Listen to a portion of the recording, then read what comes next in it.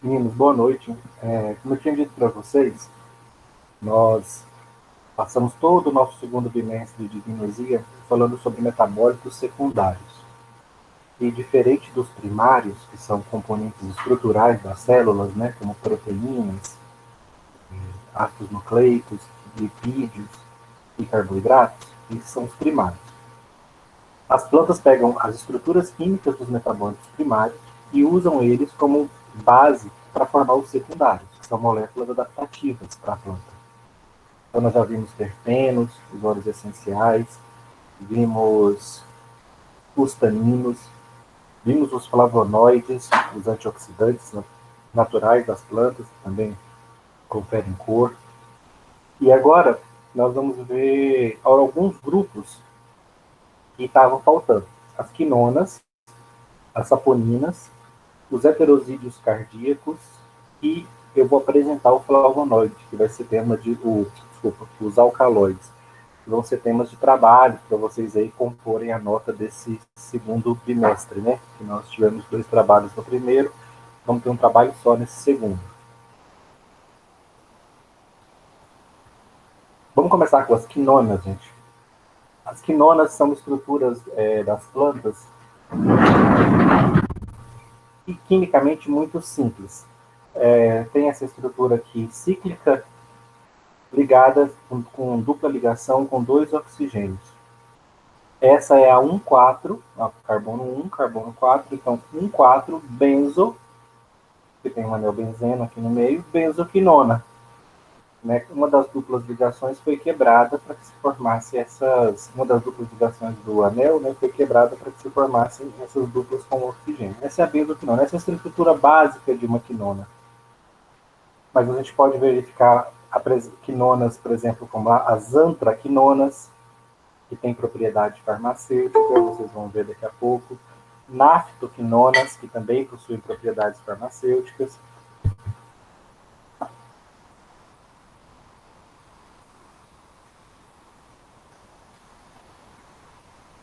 Então, essa é a estrutura básica das quinonas, o primeiro grupo que a gente está vendo, a benzoquinona. E a partir dela a gente vê que as quinonas podem ganhar complexidade, até chegar em estruturas bastante complexas, como a hipericina. Olha isso, né? Você consegue reconhecer aqui a estrutura de quinona, né? Mas no meio de uma estrutura cíclica muito mais complexa. Eu, particularmente, sou fascinado pelo metabolismo secundário das plantas. O quão incrível é a natureza dos outros organismos como um todo, né? Olha a complexidade dessa estrutura. E pensar que tem estruturas muito mais complexas que essas produzidas pelo metabolismo vegetal. Então, o metabolismo vegetal secundário é muito interessante. As possibilidades de moléculas que uma planta pode criar são, gente, de fato infinitas. Né? A variedade estrutural e química de substâncias que uma planta pode gerar é infinita.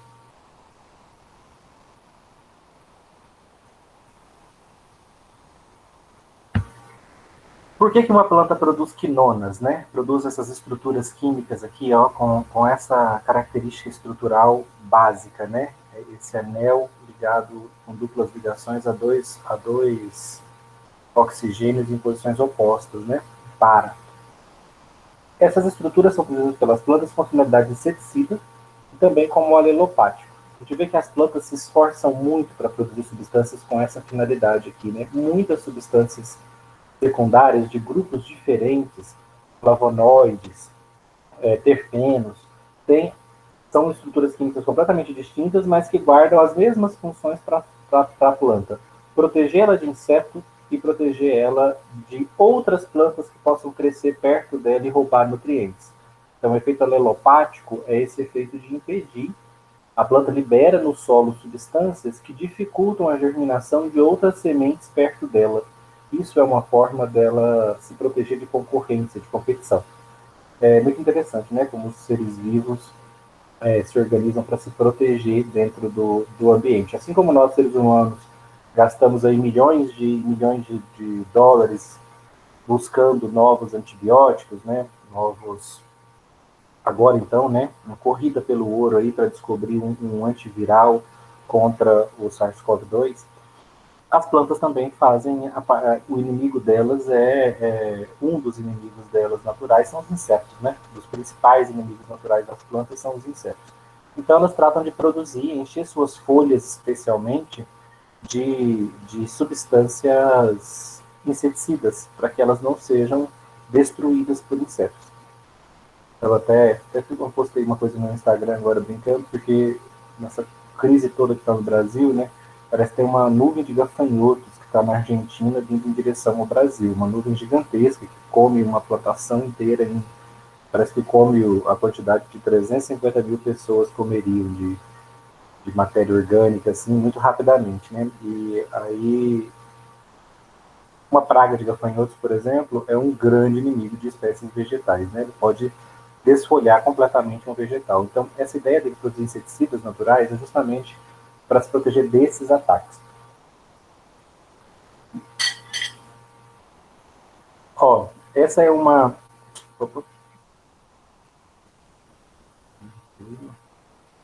Tá. As quinonas, gente, elas já são usadas pela humanidade há muito tempo. Desta planta aqui, ó, a Rubia tinctorum, olha o nome dela, né? Tinctorum, de tinta.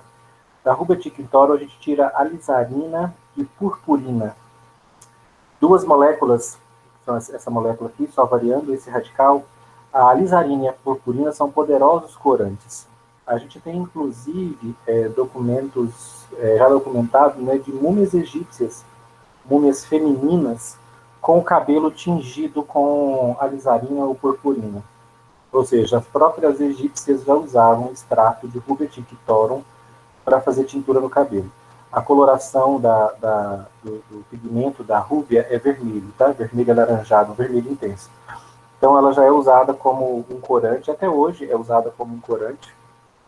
A Lawsona inermis L. A Lawsona inermis, o nome popular dela é rena. Vocês devem ter ouvido falar de tatuagens que as pessoas fazem na pele, que desbotam rapidamente com o tempo, não fixam na pele. São extraídas dessa planta aqui. A planta popularmente se chama rena, e o principal pigmento que ela gera é a lausona, essa estrutura química. Um pigmento bastante usado assim até hoje, né, na indústria, mas também na área de química orgânica, e é extraído dessa planta, Lausona inermis L. Aqui, as quinonas apresentam propriedade farmacológica clássica. Por quê? Porque a vitamina K é uma quinona. Vocês devem se lembrar, vocês também são meus alunos de farmacologia, né? Vocês devem se lembrar quando nós falamos de anticoagulantes, eu falava para vocês que a vitamina K é muito importante no fígado para a produção de fatores de coagulação sanguínea. Inclusive a varfarina, que é um anticoagulante, ela inibe justamente a redução da vitamina K no fígado. E com isso ela impede a produção de fatores de coagulação. Por isso que ela é um anticoagulante. Então, a vitamina K é uma quinona, uma filoquinona. A natureza tem vitamina K do tipo 1 e do tipo 2. E a gente consegue sintetizar a vitamina K do tipo 3. Vou mostrar as três depois. A vitamina K tem sempre essa estrutura aqui, olha aqui a estrutura de quinona, ó, no meio dela. O anel com os dois oxigênios. E varia aqui o radical, ó. A vitamina K1 tem o radical CH2, a K2 tem um hidrogênio aqui no lugar desse R, né? E a K1, desculpa, tem essa estrutura gigantesca aqui, ó, que é uma grande cadeia de hidrocarbonetos. A K2 tem somente um CH2 aqui, e a sintética tem um H. A vitamina K, já está presente nos frutos verdes, tá? Nas folhas, especialmente. Quanto mais verdes as folhas, como couves, por exemplo, aquilo ali indica a riqueza de vitamina K. Então aqui nessa foto ele colocou, peguei do Google, ele colocou vários vegetais, vários legumes verdes, porque são as principais fontes de vitamina K. Então a vitamina K é do grupo das quinonas. Olha aqui, ó, a vitamina K1, tá vendo? Aqui eu estou mostrando só o R, ó. Aqui está mostrando a vitamina K com aquele grupo todo ligado. Essa é a K1, a K2, que só tem um CH2, e a vitamina K3, que é a sintética. que a gente compra em medicamentos. Ela foi uma estrutura mais simplificada, mostrando que a vitamina K tem atividade biológica mesmo, só com essa estrutura básica. Não precisa desse radical tão grande aqui, não. A vitamina K, gente, ela está, então, como eu falei para vocês, no fígado ela é reduzida pela redutase de vitamina K, e ela é uma coenzima que auxilia na produção de fatores de coagulação. Os fatores de coagulação vão atuar na produção de fibrina, que é um componente dos trombos que estancam a hemorragia. Então, a vitamina K ela é anti-hemorrágica. Então, pessoas que estão com risco de hemorragia, que têm baixos níveis de fatores de coagulação sanguínea, essas pessoas podem ser usuárias de vitamina K, para aumentar a coagulabilidade do sangue. Muitas vezes, a vitamina K vai ser inibida, né? Que é o caso da varfarina, que é um inibidor da enzima redutase de vitamina K. Então, quando essa enzima fica inibida, a vitamina K não é reduzida e o fígado não consegue produzir fatores de coagulação. Aí a coagulabilidade do sangue fica reduzida. Sempre importante um farmacêutico saber isso, tá? Coagulação, qual que é a coagulação boa? Alta ou baixa? Nenhuma das duas. Vai depender muito do contexto do paciente. Um paciente com risco de sangramento, de hemorragia, eu quero que ele coagule. Então, eu quero vitamina K ativa. Quero fatores de coagulação sendo produzidos, porque o risco desse paciente é sangramento. Agora, um paciente que, pelo contrário, ele está formando trombos em excesso, ele não está sangrando, ele está formando trombos em excesso, ele tem trombose. Eu não quero uma produção excessiva de trombo, então eu tenho que dificultar a produção de fibrina, que é um dos componentes estruturais do trombo, ou dificultar a ativação de plaquetas. Então, eu posso querer um efeito pró-hemorrágico ou um efeito anti-hemorrágico. Vai depender do meu paciente. Se ele está sangrando, eu quero anti-hemorrágico, quero que ele coagule. Se ele está coagulando demais, eu quero um efeito pró-hemorrágico, eu quero que ele desfaça esse excesso de trombos, porque senão ele pode acabar obstruindo o fluxo sanguíneo. Tá? Então, lembrar que quinonas tem aplicação farmacêutica. Eu tenho um pouquinho de implicância com alguns estudos da gnosia, porque os estudiosos eles fazem assim, eles pegam um extrato de uma planta, testam in vitro e saem atribuindo um monte de propriedades farmacológicas. Fica aquela coisa sem fim, sabe? Pegam uma planta qualquer na natureza, extrai ali as partes da planta, prepara um extrato e testa, fala atividade antibacteriana, atividade antifúngica, antidiabética, nananá, e aí você vê aquele tanto de coisa. E você fala, mas cadê medicamento sobre isso? Nunca tem, sabe? Não aparece. Então tem muita coisa na gnosia que fica ali atribuindo aquele tanto de propriedades para a planta, mas que de fato não se resulta em uma atividade, em um produto de uso para a população, um benefício para a sociedade, sabe? Eu mesmo no meu mestrado estudei uma planta, né, que a literatura alega aí uma infinidade de atividades farmacológicas para ela, só que até hoje nada no sentido de se produzir um extrato, de se produzir um fitoterápico que fosse, muito menos uma substância isolada que pudesse ser vendida comercialmente. Então até hoje ela não virou um medicamento. Mas é muito interessante se voltar para as plantas, porque olha só, olha a complexidade estrutural dessas moléculas, né? Isso é incrível. Gerar isso no laboratório é muito difícil, ainda mais gerar de forma espontânea. Então, assim, as plantas são a nossa grande base, a nossa grande biblioteca molecular. Eu gosto muito desse termo. Plantas são uma biblioteca de moléculas orgânicas. Se a gente pensar, se vocês lembrarem que eu falei na primeira aula de vocês, que a gente conhece 10% da biodiversidade do planeta, 10% dos seres vivos a gente conhece apenas. Consegue imaginar a quantidade de moléculas que existem nesses seres que a gente não conhece, que são 90%? Olha uma Amazônia, né, que a gente estima que a gente conheça aí uma quantidade muito, muito pequena da biodiversidade amazônica.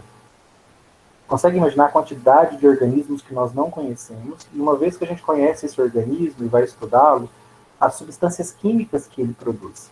Tanto animais, fungos, bactérias, protistas, que estão ali dentro da floresta e a gente não conhece. Então, a Amazônia, eu gosto muito que vocês, gostaria muito que vocês pensassem sempre na nossa biodiversidade como isso, ó, como uma biblioteca de moléculas orgânicas. Quais as potencialidades dessas moléculas? Quase infinitas. para praticamente todas as áreas da indústria. Então, você pode ter moléculas ali dentro da Amazônia que vão gerar novas fibras, para a gente gerar novos tecidos, novos tipos de papel. Pode ter ali dentro substâncias para a gente produzir corantes, tintas, enfim, medicamentos, né? Por que não? Medicamentos, que é a nossa área, certamente dentro da Amazônia tem ali toda uma revolução farmacológica.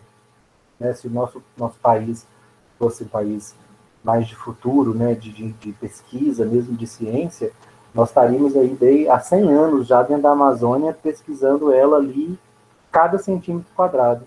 E já teríamos talvez uma das maiores indústrias farmacêuticas do mundo se a gente estivesse fazendo isso. Porque ali estão uma quantidade infinita de medicamentos à nossa disposição em organismos que a gente ainda nem conhece.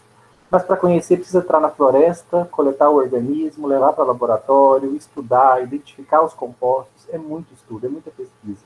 Só um país que investe pesado nisso conseguiria fazer isso. Mas se nós estivéssemos fazendo isso desde Getúlio Vargas, hoje certamente nós já teríamos uma indústria farmacêutica poderosíssima no Brasil. Né? Já teríamos uma indústria para competir com as grandes indústrias farmacêuticas mundiais. É lamentável que isso nunca tenha sido feito no nosso país. Né? Ó, quinonas, vocês já devem ter ouvido falar de sene. Acho que a Margarete está na aula, né? Ela trabalha em farmácia de manipulação. É muito comum usar sene e cáscara sagrada com finalidade laxante. E esse é um exemplo de uso tradicional. O sene, essa planta, a Cássia angustifolia, ela sempre foi usada, né, tradicionalmente pelas comunidades indígenas como um laxante natural, para quem está com constipação, com prisão de ventre. Por que ela é laxante? Porque ela é rica em antraquinonas, tá? Em substâncias do grupo das quinonas. E essas substâncias no intestino têm atividade laxante natural. Aqui um exemplo de um medicamento da Natolab, o Natolax, que é produzido à base de Cássia angustifolia. Isso aqui é um fitoterápico, né? Tem até uma foto aqui dela, tem uma flor bonitinha, a Cássia, uma flor amarela. É um laxante natural. Então, muitas pessoas optam pelo uso do sene. E por que ele é laxante? Porque ele é rico, esta planta é rica em antraquinonas. Então, a propriedade laxativa delas é relacionada às quinonas. Fala, quinona, já vimos que quinona tem a ver com produção de fatores de coagulação, então ela é anti-hemorrágica, porque ela inclusive, a vitamina K, que é a vitamina anti-hemorrágica, é uma vitamina do grupo das quinonas, quimicamente é uma quinona. As antraquinonas são laxativas no intestino. E por que elas são laxativas, né? Tem pelo menos 3 mecanismos para explicar isso. A gente acredita que essas estruturas, ó, tudo isso aqui, gente, são senosídeos. Por que senosídeos? Quinonas presentes no sene, na planta sene, né, na Cássia angustifolia. Olha a variedade de quinonas que nós já identificamos nelas. Não sei se vocês se lembram de eu falar no começo do semestre que era muito difícil, às vezes, produzir um medicamento com base num extrato vegetal, porque muitas vezes no extrato não era uma única substância que tinha atividade farmacológica, eram várias. Então, olha aqui no sêmen, ó. Pelo menos 6 moléculas nós estamos vendo aqui com propriedade laxativa e que estão presentes no extrato do sene, aqui, ó, da Cássia angustifolia. Então, dava para fazer um alopático? Não. Olha a quantidade de ativos que eu teria que isolar e juntar. Então, o sene, ele funciona como um extrato, né? Que daí eu tenho várias quinonas diferentes nesse extrato, todas elas contribuindo, né, com efeito sinérgico ali, uma somando com a outra, para provocar efeito laxativo. Por que elas são laxantes, gente? Por que elas aumentam a evacuação, a eliminação de fezes? Postula-se, né, 3 mecanismos que a gente acredita que sejam provocados pelas quinonas lá no intestino, as quinonas do sene, seria o primeiro que elas aumentariam a peristalse, a contração da musculatura lisa no intestino grosso. Então, o intestino grosso contrairia com mais intensidade e empurraria as fezes com mais velocidade para frente. Outro motivo seria que elas poderiam inibir a bomba de sódio e potássio. no intestino, nas células do intestino. Quando eu inibo a bomba de sódio e potássio, eu inibo reabsorção de água, tá? Então fica mais água dentro do intestino, e esse intestino com mais água, as fezes ficam mais amolecidas e caminham mais depressa pelos cólons, e são eliminadas mais rapidamente. E por fim, postula-se aí inibição dos canais de cloreto. Tá? O canal de cloreto, quando abre, ele hiperpolariza a célula fica inibida, inclusive a célula muscular. Então, aqui, para ter contração, para essa peristalse continuar efetiva, é interessante fechar também canais de cloreto. Quaisquer desses três mecanismos podem ser mecanismos que as quinonas, porque não é uma molécula só, tá vendo? São várias, podem ser efeitos das quinonas sobre a parede intestinal. Então, não são efeitos sistêmicos, tá? Elas não são moléculas que vão ser absorvidas para agirem no corpo. São moléculas que vão ter efeito ali limitado à mucosa intestinal. A ideia é que haja, no máximo, ali nas camadas musculares, né? Muscular lisa e muscular longitudinal do trato gastrointestinal. A ideia é estimular a peristalse, primeiro mecanismo, amolecer as fezes, segundo mecanismo, ou aumentar a atividade muscular inibindo o canal de cloro. Aqui no final, estou falando para vocês que, retomando esse assunto, né, do desafio de se criar fármacos a partir de drogas vegetais, é porque quando você olha para isso aqui, ó, olha aqui, 6, né, mas essa daqui, se você olhar, ela tem um R aqui, um radical, ó. Então ele pode variar sendo esse ou esse. Então, na verdade, não são 6, são 10 senosídeos diferentes. E aí, o que eu quero dizer para vocês? Qual desses aqui será que é o mais potente? Será que tem um mais potente que o outro, como o laxante? Se tiver um mais potente nesse grupo, eu posso isolar só ele e fazer um medicamento alopático. Só com ele concentrado. Vamos supor, tá? Que a cenidina A seja o mais potente deles. A gente então vai pegar o sene, extrai do sene só a cenidina A e produz um alopático com ele. Mas se a gente disser que não, a cenidina sozinha não tem efeito laxante. A loiemodinantrona sozinha também não tem. A reinantrona também não tem. Você falou, mas quando junta todas elas no sene, tem efeito laxante. Então, beleza. Então, não tem como fazer um alopático. O único jeito é fazer um fitoterápico, com todas elas misturadas no extrato. Muitas vezes, né, das várias substâncias que apresentam atividade, eu consigo identificar uma mais potente, e aí eu posso isolá-la. Nós fizemos isso com os alcaloides da papoula. A papoula tem pelo menos 20 alcaloides analgésicos, todos com uma eficácia analgésica, mas nós identificamos a morfina, que era mais analgésico que todos os outros. Então a gente conseguiu isolar ela e hoje a gente tem medicamento só à base de morfina. Então, às vezes é possível, num conjunto de substâncias que a planta produz, isolar uma. Olha a maconha. A maconha produz mais de 110 canabinoides. Mas a gente isola 2, canabidiol e o delta-9 tetrahidrocannabinol. O delta-9 THC e o canabidiol. Esses 2 canabinoides são canabinoides com atividade mais destacada, mais potente. Então a gente extraiu os 2. Mas não é que a maconha só produz eles, ela produz outros 111, pelo menos. A última vez que eu vi, já tinha identificado 113 canabinoides na maconha. Entenderam, gente, esse raciocínio de que o vegetal, muitas vezes, ele tem atividade farmacológica, mas não é por conta dele ter uma substância importante, mas porque ele tem um conjunto de substâncias agindo sinergicamente. É o caso aqui do sênior. Vários senosídeos, várias quinonas distintas, que juntas no intestino promovem efeito laxativo, por um desses 3 mecanismos. Outro laxante, que também é uma quinona, é a cáscara sagrada. A cáscara sagrada, gente, é uma planta chamada Rhamnus purceana. A cáscara sagrada, ela, aqui é um produto da Herbário, né? Ela também é uma quinona. Olha aqui, a estrutura de quinona, Só que ela aqui, tá vendo que ela tem estrutura de quinona, mas aqui, ó, O-glicosilantrona. Por que glico, gente? Sempre que vocês virem esse glico, é porque tem um açúcar ligado na molécula. Olha aqui ele, ó. A nossa velha amiga glicose. Ou moléculazinha para estar espalhada pela natureza em tudo quanto é jeito.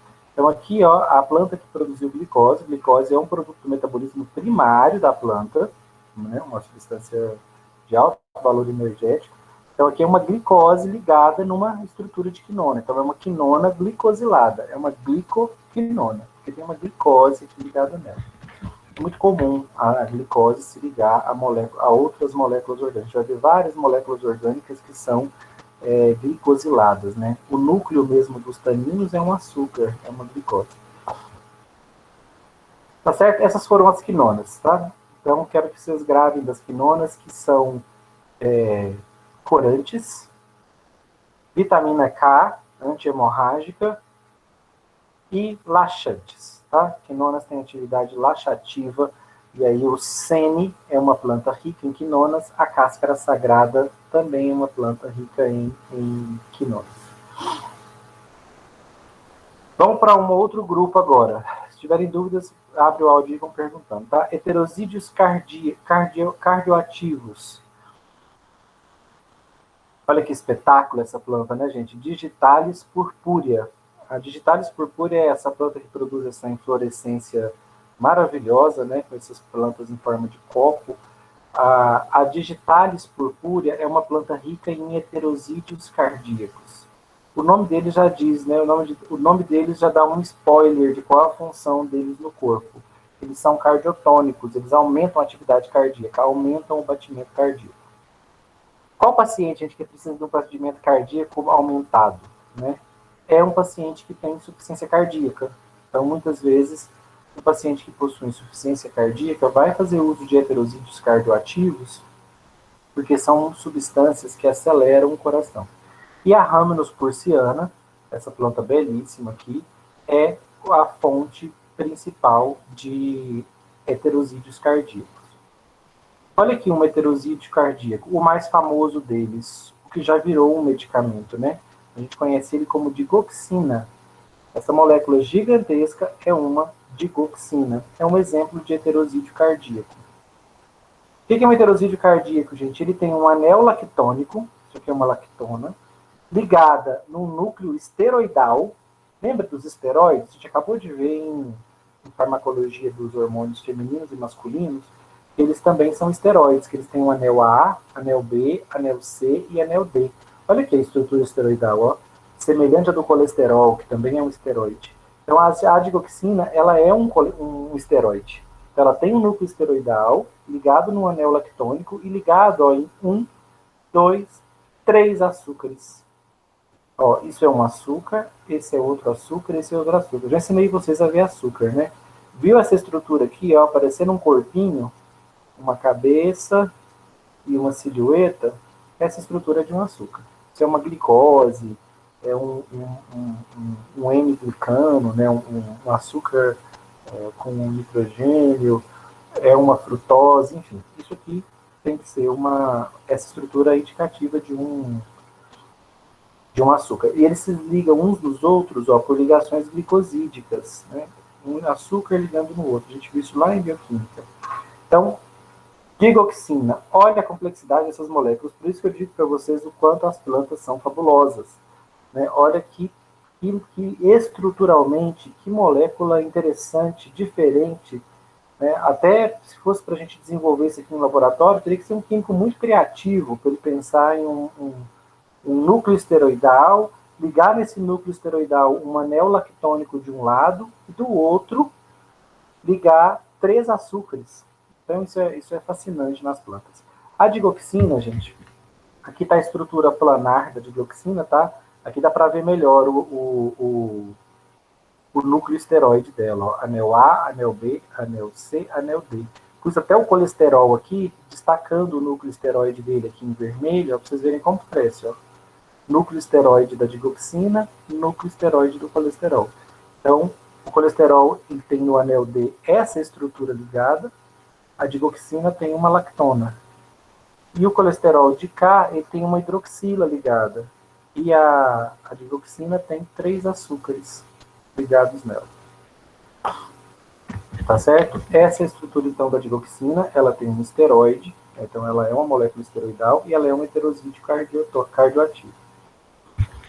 Olha o que a digoxina faz na célula muscular, que interessante. A dioxina, gente, ela para a bomba de sódio e potássio. O que a bomba de sódio e potássio faz? Ela pega sódio e joga para fora, pega potássio e joga para dentro, tá certo? Se a dioxina inibir a bomba de sódio, então ela não vai conseguir jogar o sódio para fora. A quantidade de sódio dentro da célula fica aumentada.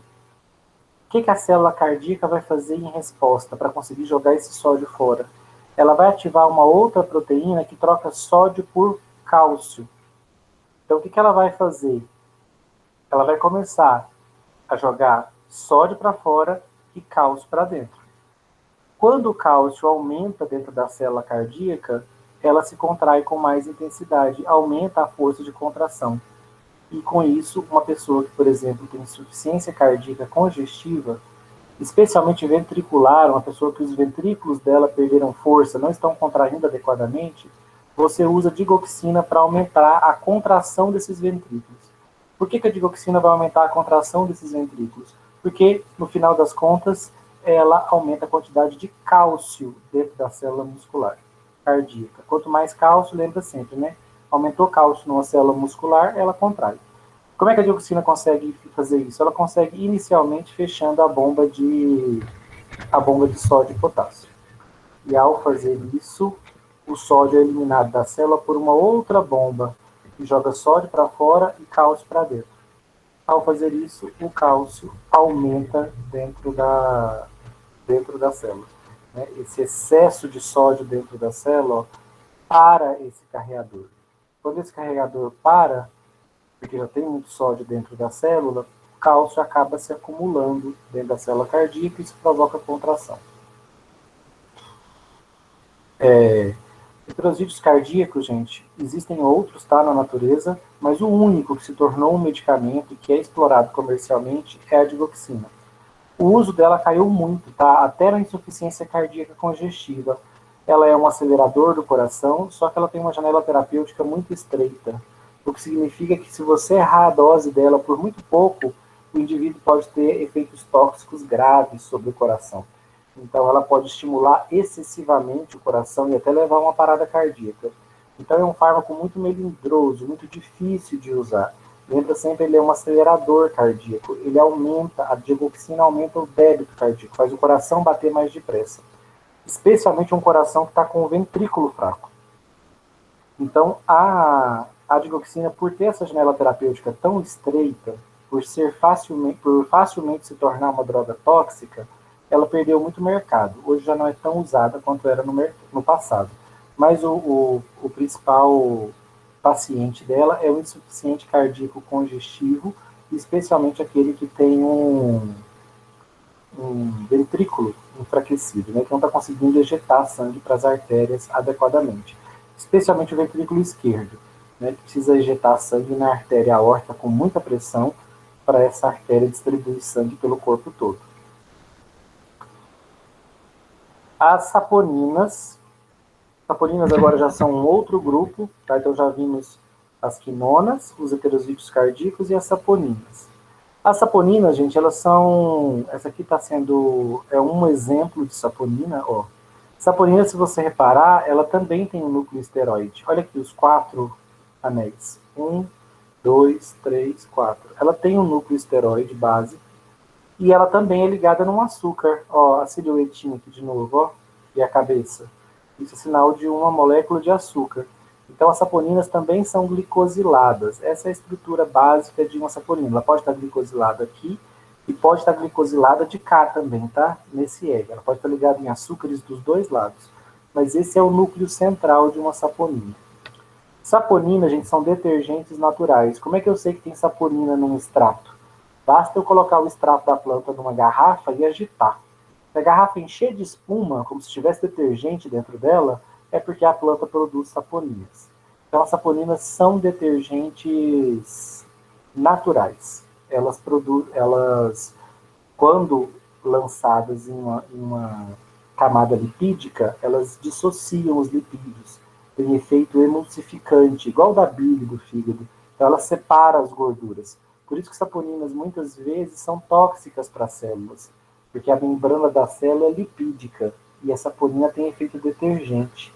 Então, quando ela toca a membrana lipídica, ela desorganiza a membrana lipídica por conta do efeito detergente dela. Ela espalha os lipídios.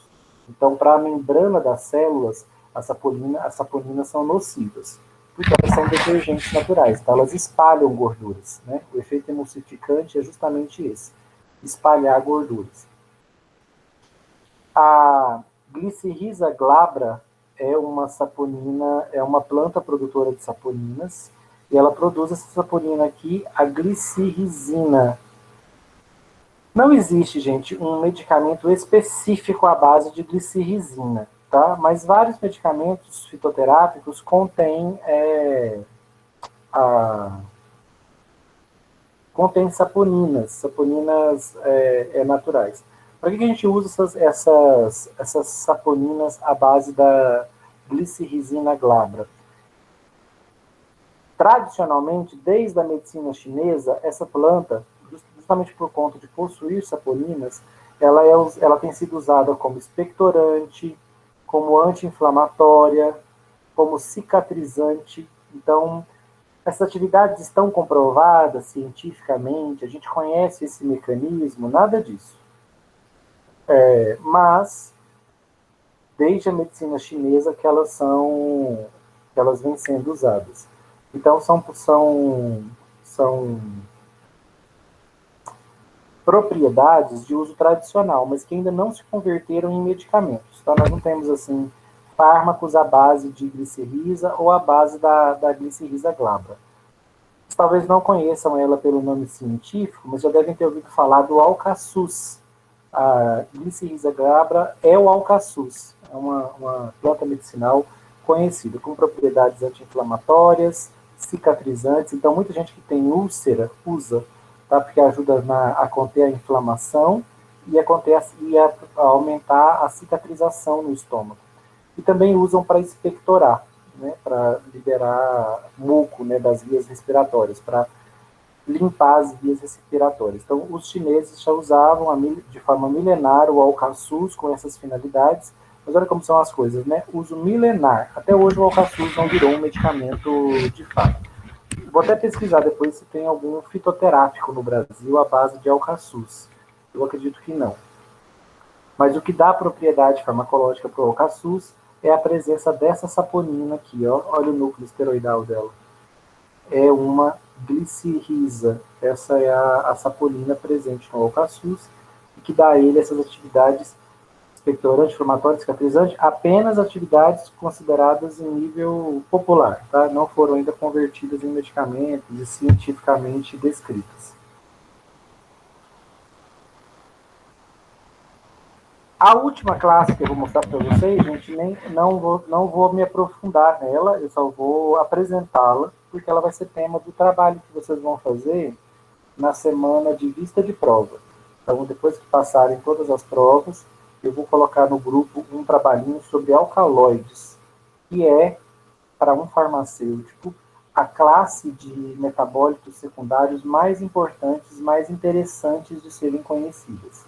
Eu vou só citar para vocês algumas substâncias produzidas por plantas e que são alcaloides, e vocês vão perceber o impacto farmacológico dessas substâncias. Boa parte do que a gente estuda como farmacologia é graças à descoberta dessas substâncias nas plantas. As plantas, elas usam aminoácidos para produzir alcaloides. Então, o grupo de substâncias de metabólitos secundários conhecidos como alcaloides, as plantas só conseguem produzir a partir de aminoácidos. E aí acontece uma coincidência. Nós, seres humanos, usamos aminoácidos para produzir neurotransmissores. Então, olha, por exemplo, a gente usa triptofano, que é um aminoácido, para produzir serotonina, que é um neurotransmissor. A gente produz tirosina, a gente usa tirosina, que é um aminoácido, para produzir adrenalina, noradrenalina e dopamina, que são neurotransmissores. Nós usamos histidina, que é um aminoácido, para produzir histamina, que é um neurotransmissor. Então, olha como é interessante. As plantas usam os aminoácidos para produzir alcaloides, para elas, né? O metabolismo secundário delas.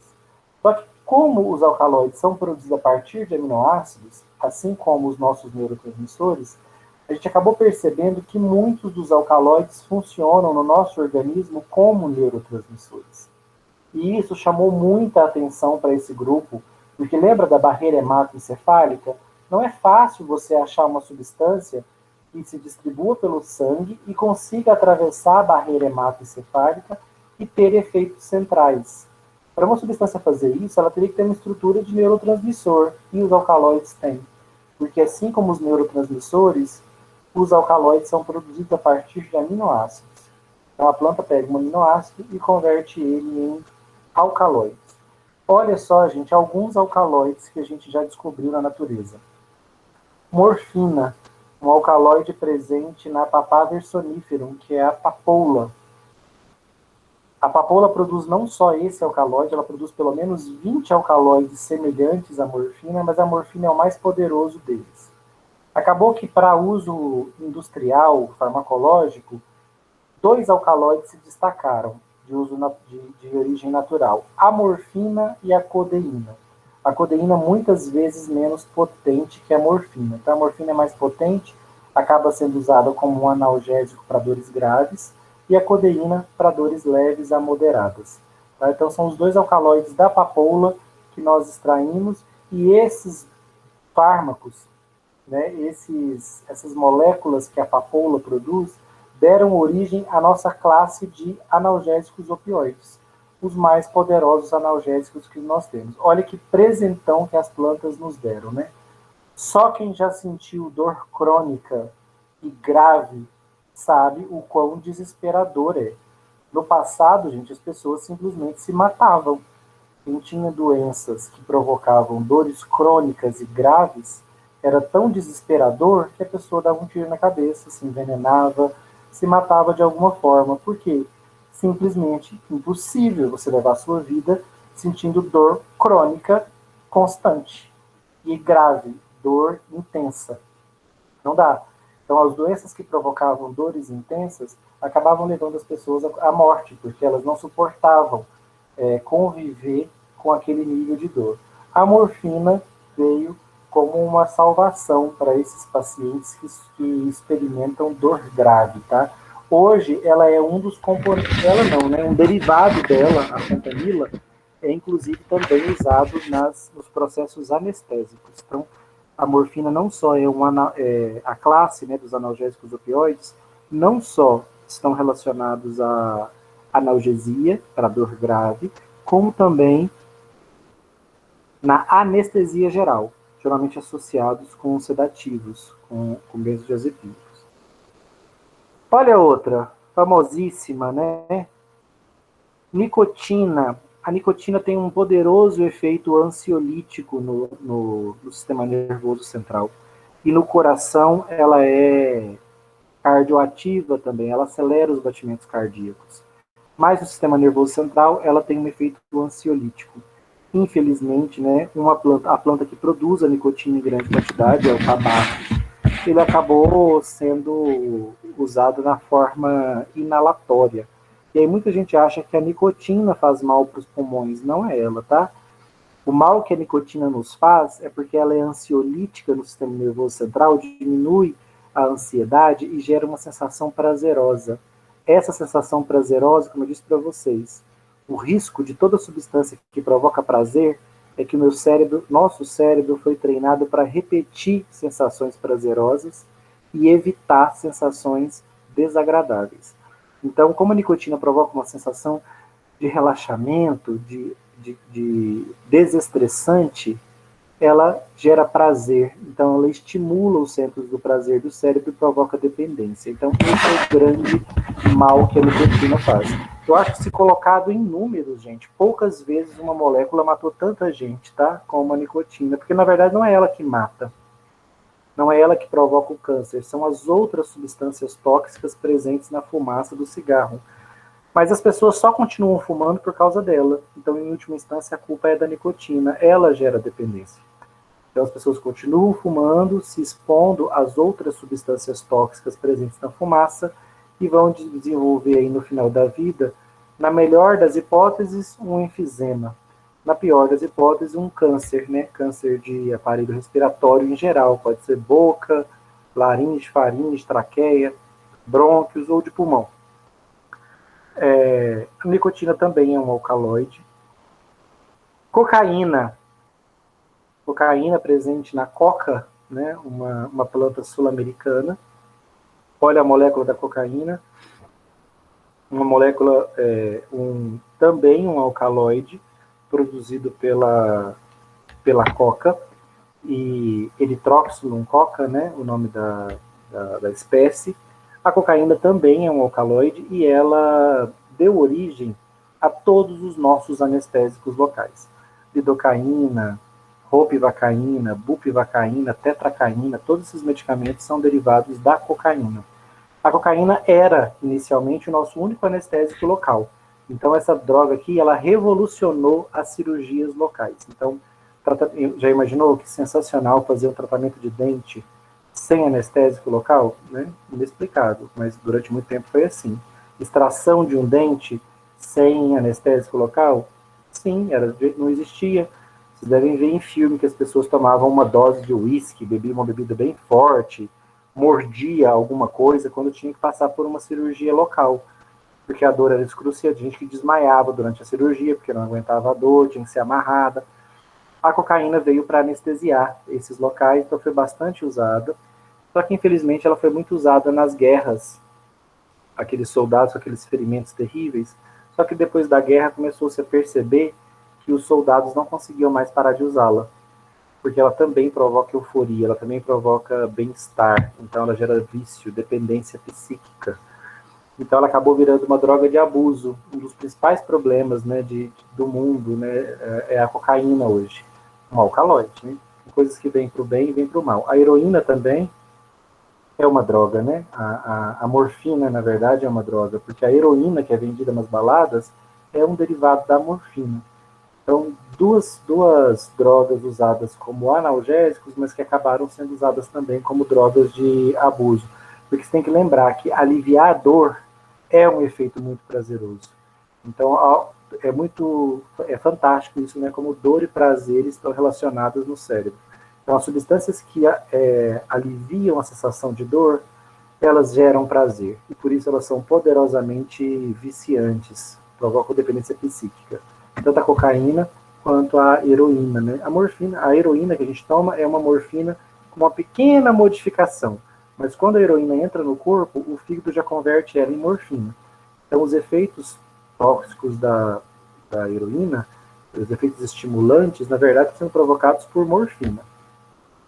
Olha aqui, essa eu amo, ainda bem que ela não faz tanto mal. Cafeína também é um alcaloide, né? Obrigado aí à natureza por ter produzido essa molécula fantástica que é a cafeína, presente no café. O café não é uma planta de consumo mundial, não, tá, gente? O brasileiro usa muito, né? A gente é acostumado a tomar café desde sempre. E grande parte da nossa população gosta muito. Mas tem países que têm uma predileção pelo chá, que não fazem uso tão marcante do café. Tem gente que usa a cafeína mais em preparações frias. Aqui no Brasil a gente usa num preparo quente, né? E é talvez a nossa bebida aí das mais populares do país. A substância que está presente no café e que tem efeito, inclusive central, é a cafeína. Então, a cafeína é também um alcaloide, né, produzido por várias plantas, tá? Não apenas pelo café, como a gente pensa. Mas o café é uma planta que tem altos níveis de cafeína ali. A cafeína, gente, ela aumenta a disposição, ela aumenta o nosso estado de alerta, de vigília e nos deixa mais dispostos. Então, muita gente usa a cafeína como um estimulante para aumentar a concentração, para estar mais acordado, mais atento.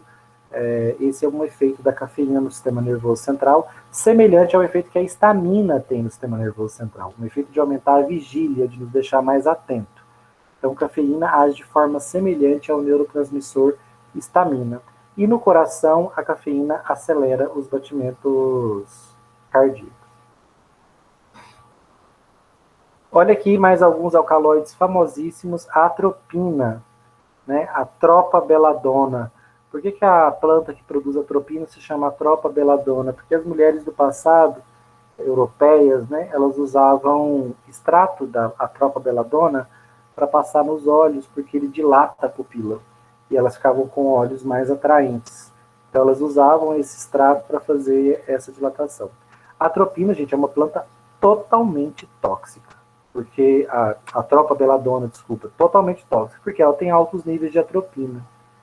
E ter altos níveis de atropina significa que ela é capaz de parar o nosso sistema nervoso autônomo parasimpático, porque a atropina é um antagonista colinérgico. Então, ela inibe as ações da acetilcolina no corpo. Ela inibe as ações do sistema nervoso autônomo parasimpático. Então, ela pode ter uma série de efeitos no organismo. Ela pode ativar o sistema geniturinário, ativar o trato gastrointestinal, provocar diarreia, só que ela também pode reduzir a frequência respiratória e reduzir os batimentos cardíacos de forma crítica. Então, a atropina é um veneno. Inclusive, nem é recomendado ter essa planta, porque ela é bonita também, a atropina, e se alguém fizer consumo dela inadvertido, pode acabar morrendo. É a mesma coisa de tomar uma overdose de antagonistas colinérgicos. Toda uma classe de medicamentos antagonistas colinérgicos foi gerada copiando essa molécula aqui, a atropina. Ela é a precursora de todos os antagonistas colinérgicos. Agora vamos entrar nos venenos. Estricnina também é um alcaloide, uma substância, um alcaloide com uma estrutura. Quando eu falo que as plantas são espetaculares, gente, vocês ficam, às vezes, pensando que é coisa de nerd. Mas não é não. Olha essa estrutura. Olha essa estrutura com detalhe. Olha que loucura essa ligação aqui saindo desse anel e ligando no nitrogênio. Fazer isso aqui em laboratório, gente, é muito difícil. Produzir isso aqui sinteticamente, né? E as plantas produzem. Olha que molécula incrível, com 5 anéis e com mais esse anel aqui saindo do plano. Ó. Ela tem 6 anéis e uma estrutura absolutamente complexa. A estricnina é um poderoso veneno. Muitos reis morreram aí envenenados. Era muito comum, né, envenenar reis, gente da realeza, com essa droga. A estricnina disputa aí com... Esqueci o nome de uma droga, um outro veneno muito usado. Não é estricnina, não me lembro agora o nome. Que são venenos, né, de uso há muitos anos já pela humanidade. Então, os alcaloides, eles têm também esse potencial tóxico. Inclusive esses aqui, os terapêuticos, ó, morfina, nem preciso dizer que uma superdose de heroína, uma superdose de cocaína é fatal, uma superdose de cafeína é fatal. Então, essas drogas, uma superdose de atropina é fatal. Então, são todos... os alcaloides, eles têm atividade biológica muito marcante. Farmacologicamente, eles são muito intensos. Então, as doses têm que ser muito respeitadas. E a forma de tomar também é muito cuidadosa, porque eles podem gerar dependência. Um famoso por gerar dependência é a psilocibina. Não sei se vocês já ouviram falar da psilocibina, mas ela é uma substância extraída de um cogumelo. Aquele cogumelo clássico, bonitinho, que é branquinho, tem uma casinha vermelha com pintinhas brancas, esse cogumelo de desenho animado, é dele que se extrai a psilocibina. A psilocibina, gente, ela ficou famosíssima na década de 70, porque ela era uma droga de uso recorrente pelos hippies. E os anos 70 foram os anos da era hippie, né? A era de aquário. Então os hippies usavam essa substância extraída do cogumelo para ter viagens psicodélicas. A psilocibina é um poderoso psicodélico, ou seja, ela induz alucinações. Então as pessoas usavam e tinham viagens aí as mais loucas possíveis à base de psilocibina. Nem preciso dizer, né? Tóxica e produz dependência, uma intensa dependência. Colchicina. Colchicina, olha que molécula exótica, né, diferente. Ela é usada hoje como um agente reumatológico para inflamações, principalmente inflamações de articulações, como artrites. A gente usa colchicina. Colchicina, como a digoxina, que a gente viu lá atrás, heterosídeo cardíaco, ela tem uma janela terapêutica muito estreita. Então, facilmente ela se torna tóxica. Por isso ela perdeu um pouco de mercado. Mas durante muitos anos ela foi usada como principal linha de tratamento para gota. Hoje a gente usa ibuprofeno, mas durante muito tempo se usou colchicina. E só nesses dois slides aqui dá para a gente ver que a classe dos alcaloides é uma classe muito interessante. E farmacologicamente não é que ela é muito interessante, não. Ela é crucial, porque algumas classes inteiras de fármacos são baseadas em alcaloides, em produtos de plantas que as plantas produziram usando aminoácidos. Então, ó, toda a classe dos analgésicos opioides, dos analgésicos de efeito central para dor grave, é baseada em morfina. Toda a classe dos anestésicos locais é baseada em cafeína. Todos os agentes para tratamento de asma, conhecidos como xantinas, são baseados em cafeína. Então, você tem a teobromina, a teofilina, são todos agentes antiasmáticos que têm estrutura semelhante à cafeína, são do grupo da cafeína, são xantinas. A atropina dá origem também a toda a classe de antagonistas muscarínicos. Então, por isso que eu separei os alcaloides para vocês estudarem separadamente. Eu vou dividir vocês em grupos e vou passar, porque os alcaloides, eles são um grupo amplo. Eu tenho vários tipos de alcaloides diferentes. Eu vou passar um grupo de alcaloides, um tipo de alcaloides para cada grupo, para vocês trabalharem numa apresentação para mim em PowerPoint. Mas, antes que o pânico surja, que o desespero surja, eu vou fazer esse trabalho na semana de vista.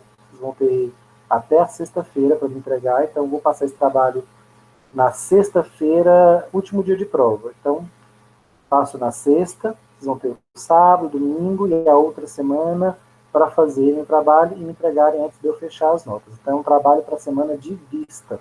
Eu deixei as minhas apostilas e também os trabalhos que eu passei nas minhas disciplinas, tudo para a semana de vista. Então, eu faço a semana de prova normalmente, e eu não vou nem colocar esse trabalho no grupo ainda, lá no Classroom, que é para ninguém confundir trabalho com prova. Faz primeiro a prova, e depois das provas, a gente faz esse trabalho, eu vou dividir vocês em grupos.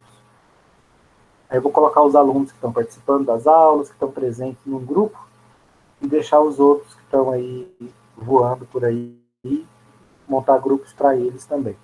Então vai ser um trabalho tranquilo de fazer, porque vai ser em grupos, vocês podem dividir as partes, cada um monta 2, 3 slides. Eu quero uma apresentação com no máximo 10 slides, não é para ter mais que isso, apresentando as diferentes classes de alcaloides. Bom, e as regras para a apresentação eu vou passar para vocês depois, mas já vou comentar aqui na aula, eu vou lançar essa aula gravada lá no grupo.